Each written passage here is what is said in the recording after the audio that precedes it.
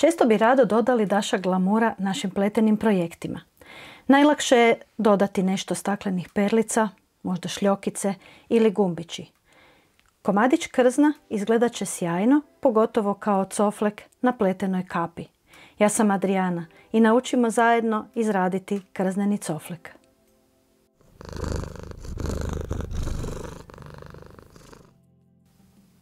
Pompon od umjetnog krzna već nekoliko sezona ne silazi s trona najomiljenijih ukrasa na kapi. Možete ga kupiti gotovog u pozamanterijama, a možete ga izraditi i sami. U tom slučaju ćete za istu cijenu dobiti 10 ili više pompona, pa se udružite s nekim kako biste kupili više različitih boja umjetnog krzna. Dovoljno je kupiti traku od 10 ili 15 cm, jer o širini trake krzna će ovisiti i konačna maksimalna veličina vašeg pompona. Za izradu pompona od umjetnog krzna vam je potrebno kvadrat umjetnog krzna. Ovaj moj je otprilike 12 cm puta 12 cm. Škare, umjetna vata za ispunu, jedna tanka igla sa koncem za spajanje i jedna malo deblja igla sa debljom niti kojom ćete kasnije pompon moći učvrstiti na vaš projekt. Dobro dođe i olovka za obilježavanje. Na stražnjoj strani krzna, na ovoj osnovi, iscrtajte kružnicu tako da dođete najbliže na pola centimetra od rubova samoga krzna.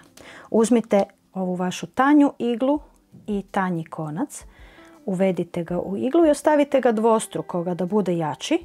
Svežite čvor na kraju i prošijte duž ove linije ravnim bodom.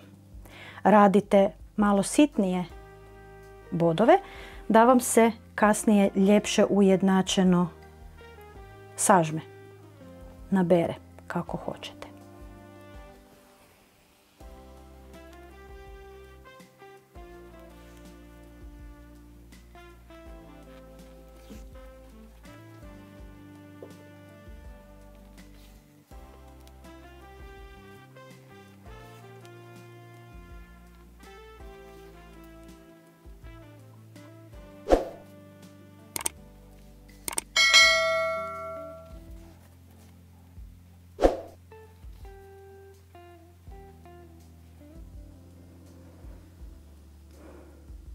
Kada ste opšili cijelu kružnicu, zategnite do pola da dobijete otprilike nekakvu zdjelicu i u nju stavite pripremljenu ispunu.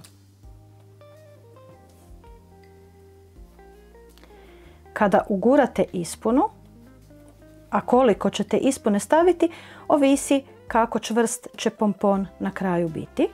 Zategnite do kraja i pred sam kraj ugurajte unutra ove uglove koje namjerno nismo rezali da nam bolje zatvore pompon sa donje strane.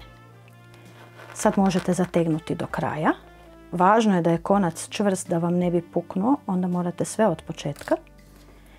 I sada poprijeko prošijte ovaj otvor s donje strane.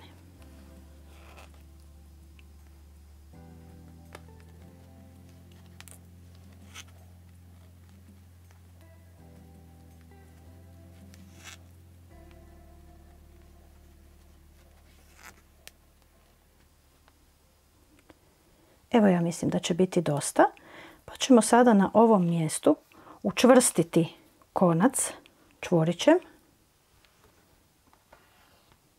2. I uvući konac kroz pompon.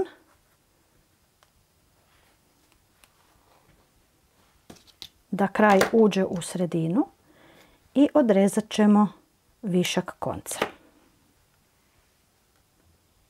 Sada uzmite ovu deblju iglu sa čvršćom niti. Najbolje možda ona nit koja je od projekta kojim ćete dodati ovaj pompončić. Pa se provuče poprijeko opet onog ušivenog otvora s donje strane, ova debela nit. Ja ću je provući 2 puta, neka bude čvršće.